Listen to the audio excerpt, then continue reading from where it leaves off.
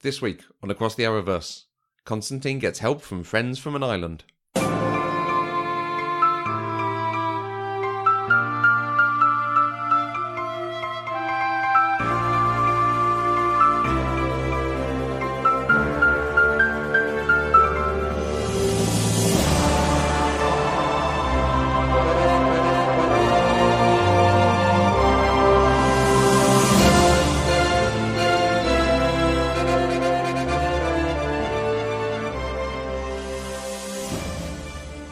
Hi everyone, and welcome to Across the Arrowverse. I'm Matthew Vose. And I'm Catherine Vose. We are back with Constantine. We're watching episodes 10 and 11, Quid Pro Quo, and A Whole World Out There. So we've had Chaz's backstory, and then we have an episode that is just Constantine himself. None of the sidekicks. A couple of interesting episodes, I think. Yeah, I really enjoyed both of them, and I'm starting to feel quite sad that I think we've only got 2 more left. Is that right? Yeah, absolutely. I feel that the series is kind of picking up pace and is finding its feet and is about to be cut off in its prime. Possibly so. Like, suddenly it's gotten really quite good. We've been saying for a while we wanted more detail on Chaz. We wanted to understand that. We wanted to understand his family. I'm now not sure whether I'd seen the synopsis for this episode and that's how I knew he had a family. The fact it was about his daughter. They've mentioned his family before. Okay. And they've mentioned the fact that he is sort of separated from his family, but I already knew that he had an ex-wife and a daughter somewhere. Okay.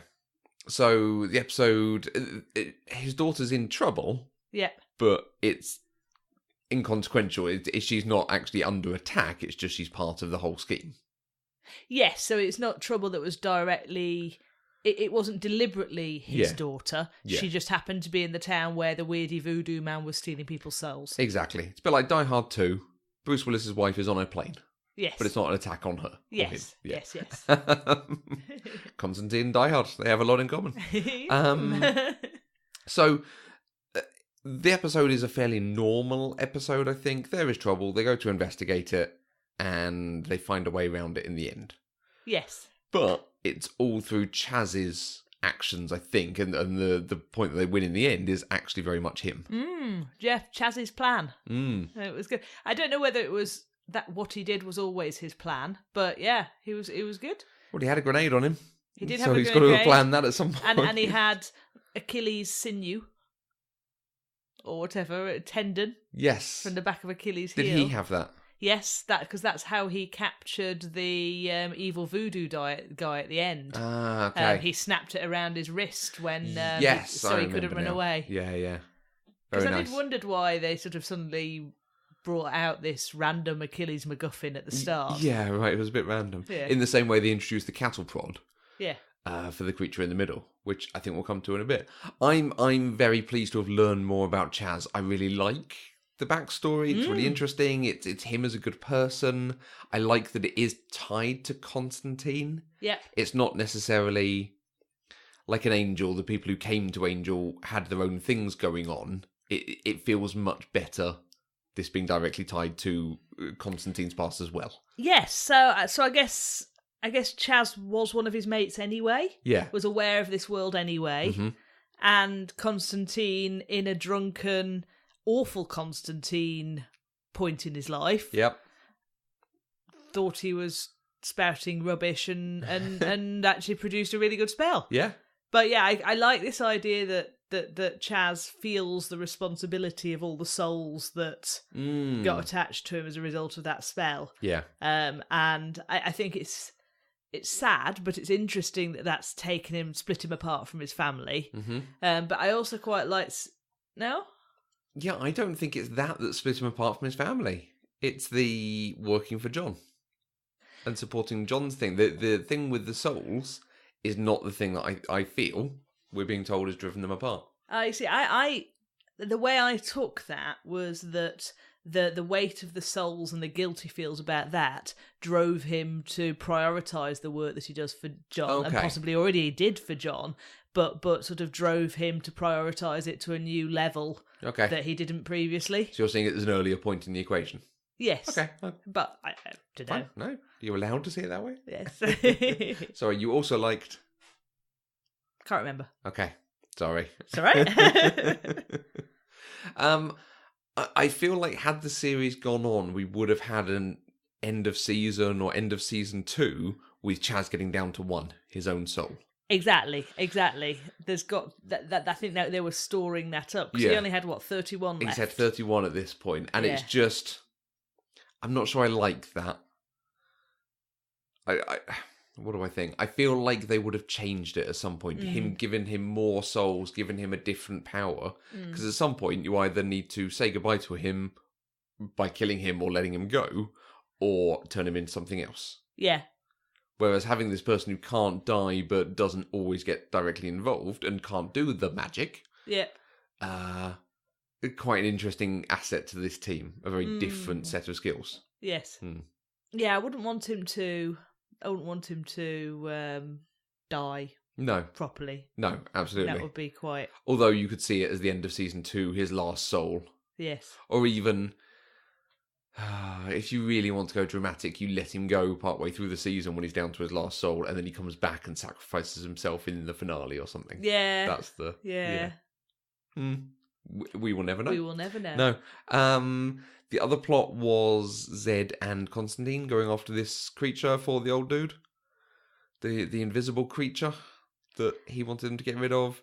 It was to give them something to do in the episode because Chaz was doing everything else. It really, I have very little memory of that because I was just like, filler. Yeah. Filler moment, filler. Yeah, absolutely. And then it didn't even really drive the plot because the old dude was like, now I'm changing the terms of my deal. Yeah. There was no real point to it. No, it was just, okay, a bit of running around, a bit of flipping switches in the middle of the level. I also, I didn't really like that bit. I also didn't really like Zed and Constantine's interaction about Zed's background. Because I'm just like, well, he kind of knows there's something going on now. And you're still not quite telling him it fully. You know, she's like, I've got to get away. And then I just felt like her explanation didn't have enough colour on it. Okay. It was kind of just sort of the minimum that she could possibly tell him and get away with. I feel there's still more to that story. I think I will judge that when I know it, if I ever know it. Yeah. Because if we find out and it's a bit rubbish, I will absolutely be on board with that point. But if I can understand her keeping it a secret and some of the detail for it, then stringing it along is fine, I think. But we need to know it to look back on it and how they're playing that hand. Well, hopefully they'll tell us in the next 2 episodes. Oh Lord, yeah, maybe not. I don't think they will. No. I genuinely think this is a show that's going to have been cut off mid-season with no denouement. Yeah, I think we're going to get a couple of episodes, particularly about the Rise in Darkness. Right. That's what I think we're going to get. Yeah. There was the interesting bit at the moment that Zed had seen his mother, and his mother's death was not his fault. And he climbs into bed with her, and that was very interesting. That's a side that I've never seen mentioned or referenced anywhere else in this stuff. So, I know that I felt like I knew that there was something to do with his mother, but I don't know why. Yeah, or where I've picked that up from. So again, hopefully we might get more of that. Maybe not. We'll see. The other episode, called, he looks it up, A Whole World Out There. Really interesting. So Constantine on his own, wallowing in the past and all the things that we've learned about him. Yep. Newcastle. Oh, not Newcastle. And Manny gives him a mission to go and help a friend who's local, which was really interesting. Yes. So I found some of the lack of detail they gave us about this friend and what they'd been through interesting. Yep. Because we don't necessarily have to know. And in a show that is bogged down almost in dealing with the backstory for the characters, it's quite nice not to have to think about it. Yeah. And it's just fine. It's just a friend he's going to go and help who is good at this stuff as well. Yeah. The story was interesting, but I really liked his friend as someone else in this world who can do the same stuff as John. I agree. I think his friend was interesting and had skills that would be complementary. It will stop it being effectively dark psychic Doctor Who. Yeah, absolutely. Yeah, the main guy and people he gives exposition to. Exactly. And run around and get captured. Yeah, Because, I mean, like, whilst Zed's got her predicting skill, other than that, she can't do a right lot, really. Yeah. And actually, Chaz is fairly normal, apart from having 32 souls attached to him. Yeah, he's the tank, the heavy. Yeah. Yeah. So, yeah, I like that introduction. And then the story itself was driven by the kids doing the thing. We've had a couple of these Monster of the Week type episodes, but this felt much more like a sort of X-Files type episode. It was really interesting. With the kids doing something. This guy wasn't even aware of what was going on. So this was a whole completely separate thing. Yeah, really enjoyed it. Yeah, I thought it was a clever story. I felt it was something I'd not seen before in quite the same way. Mm-hmm. Yeah. And we had Shaw, so the bad guy who was hunting them all in the fake world. House. Yeah. Who played Ethan Rom in Lost. And we had Lost. his friend who played the scientist Daniel in Lost. Right, okay. And it was really strange because he looks completely different here. And in fact sounds different as well. And I just kept looking at him going, I know this guy and I'm not sure what from. And finally when I came around to looking it up, yeah, we had 2 lost souls on this. Yeah. It lent a lot more towards horror than it has done in a few of the previous episodes. Yes. In a show that I would expect to lean towards horror more. Yes. We had some proper actual slashing, cutting with knives in both episodes. Yeah, and for me, especially that second episode, it was quite gruesome. Yeah. Yeah, the fact that the people were actively being killed and then we got to see them alive and doing something elsewhere. Yeah. Really interesting. Yeah. An interesting take on some of this same kind of story, the locked in a haunted house, the hunted in your dreams, Freddy Krueger type thing. Yeah. It was doing a lot of that sort of story, but in a nice way because it was being transported to a world someone had created. But he'd ended up just being obsessed with hunting people who came in. Yeah, and like I thought it was quite dark the way that they would get killed by him and then reawaken. Yeah. And he'd hunt them and kill them again. Yeah. And like their souls or their spirit cells were trapped in that dark, dismal, Criminal Minds-esque house. It was very, very dark. Was the younger guy in there? So there were other people in there. Was the younger guy actually him pretending to be someone else? Yes. That was what it was in the end, wasn't it? Yeah. I don't think that quite came through. Certainly, I understood it when they showed it, but it was, okay. I'm not entirely sure what this was for or what it's actually added to it. Yeah. I think it was him. I didn't, but the other interpretation or spin I could put on it would be that because he was in control of everything, he basically flipped himself into his projection of this previous occupant of the house, right? So that it might not necessarily have been him previously. But maybe. Yeah. I don't know. I don't think it was fully explained. No. And the finale of this was John literally nailed up like Christ. Yes. The other guy getting attacked and then using his power to take out Shaw. Really good. Yeah. Really good. It wasn't just spouting Latin at each other. It was a sort of battle of wills. Yep. But also not necessarily just fighting and violence. No, and it was like a mental strength, or at least mental strength within the spirit realm. It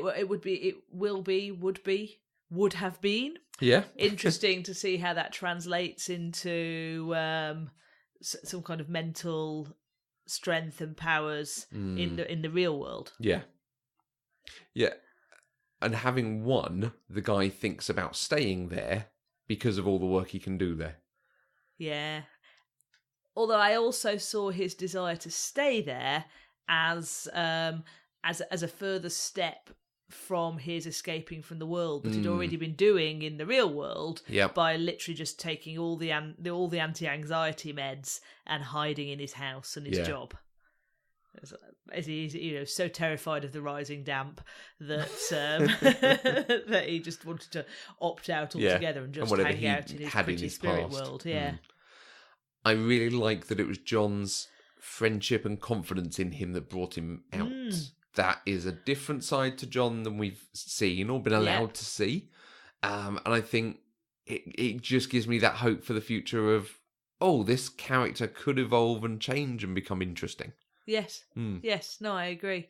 I mean, and I think John has already had a start of an evolution, right? Because when we look back to the flashback John pre Newcastle, he is far more unpleasant and far more cocky and self-assured. Yeah. And whilst he is still cocky and self-assured, it's like cocky and self-assured with this dark memory that brings a bit more humanity to his character. So I think it would have been interesting to see that evolution. Yeah.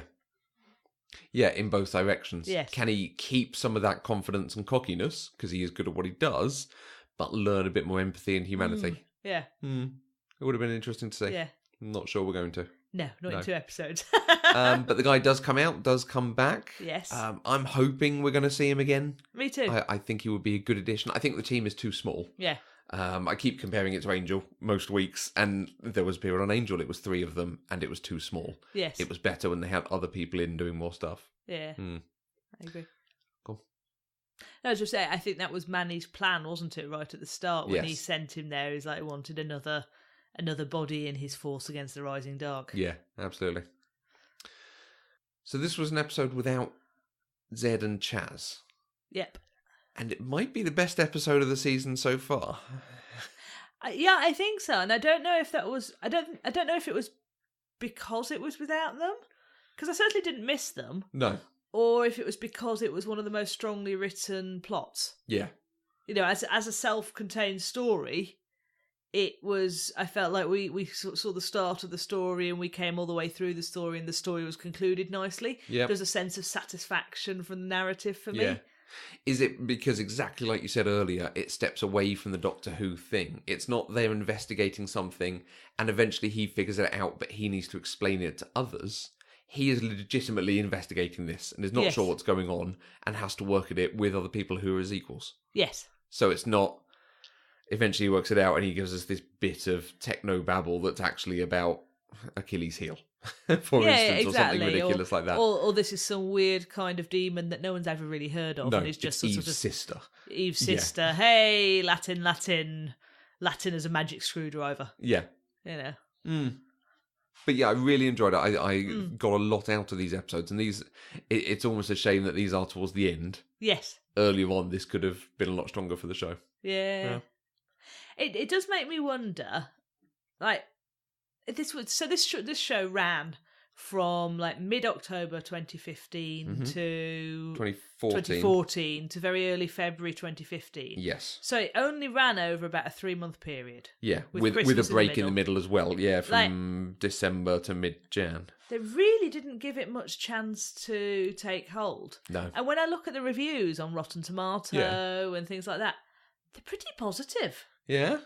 I mean, I don't know if that's just because only people who liked it and were distressed by it being cancelled bothered reviewing it too late. Yeah.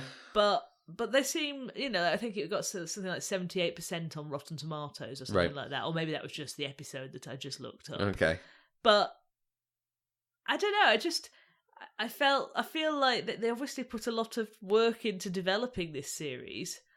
To cut it off so quickly seems a little premature. Yeah, I do wonder if it was expensive. I think we've talked about this in the past. Not having Chaz and Zed in the episode, for instance, but it still had a lot of other characters, a lot of special effects work, both practical in the violence of it, and the physicality of it, but as well as the CG work going on at the end. I don't feel like it was a cheap episode to do. No. Yeah, I can imagine that there are times when we feel like this is got a lot of money being spent on it, and if they're not instantly getting the viewership, or it's not working, because certainly we saw them making a change after that first episode, so maybe it's by this point they're going, look, this isn't working, let's figure out something else to do with this character, stop it now before we've invested too much. Yeah. And we can't do anything more with it in the future or something, maybe. But but I think it's interesting things like, so that's how that worked then, and I'm sure it's how it still works with a number of main TV station series nowadays. It's not something that I think I've ever seen in a British TV series. I don't know that I've ever heard of a British TV series being cancelled before the end of its scheduled season. I don't know if we're just a bit more rigid. Like certainly the BBC ITV terrestrial channels. It just doesn't seem like something that I've ever heard of happening. The only one coming to mind is El Dorado.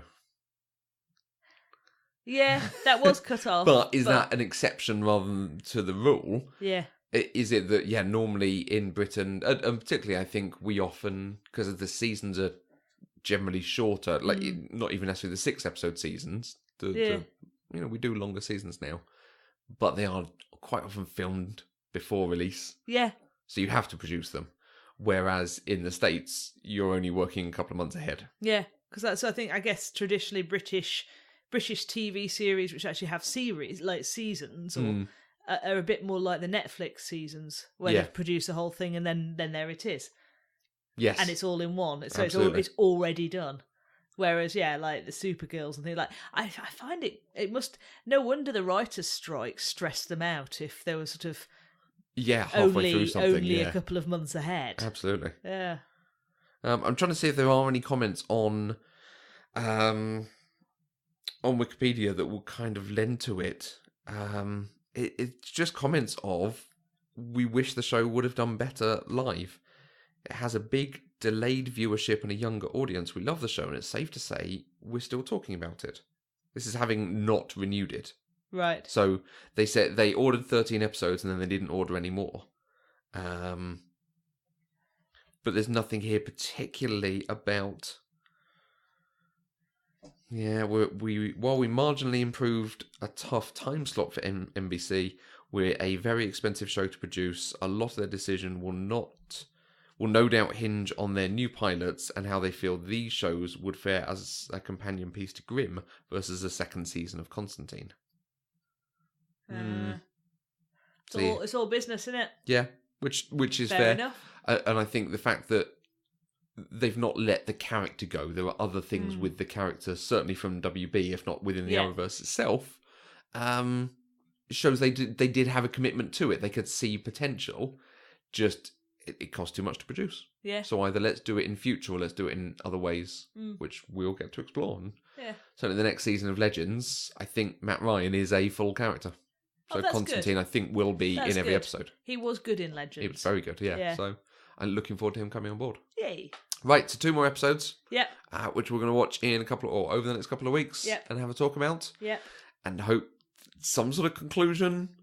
Some sort of, at least, conclusion to the Rising Darkness. Maybe a bit of revelations about Zed. I just don't know what they can do in 2 episodes. No, same. But, yeah, I mean, it gives me hope that that they knew that was what was ordered. So presumably, hopefully, even though they may have hoped for them to order more, but hopefully they will have done some kind of arc that had at least a small conclusion at the end of the 13 that they made. That's what I'm hoping for. Yeah. Like I said, I'm interested to see particularly Manny. I feel like he's not been used much, but a constant reminder that he exists. Yes. So I'm expecting something to come of that. If you're keeping a character bubbling along like that, surely you have to deliver. You'd hope. And a proper actor like, Harold Perrineau, who of course was in Lost, you've got to deliver to keep him stringing along as well. And he's a good character. Okay, we'll find out what happens. 2 more episodes left. We will. Good stuff. So that wraps us up for another week. If you have thoughts, questions or comments, you can use the hashtag ATAV on Twitter. Or you can find us on Twitter, Facebook and Instagram as Eloquent Gushing. If you want to help support us, please check out our Patreon page where you can get access to exclusive content across all our shows. Go to patreon.com/eloquentgushing.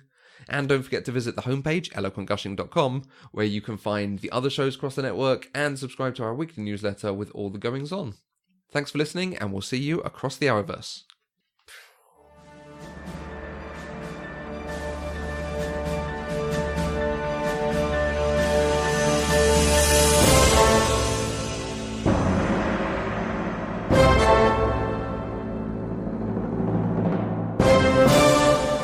Across the Arrowverse is an Eloquent Gushing production.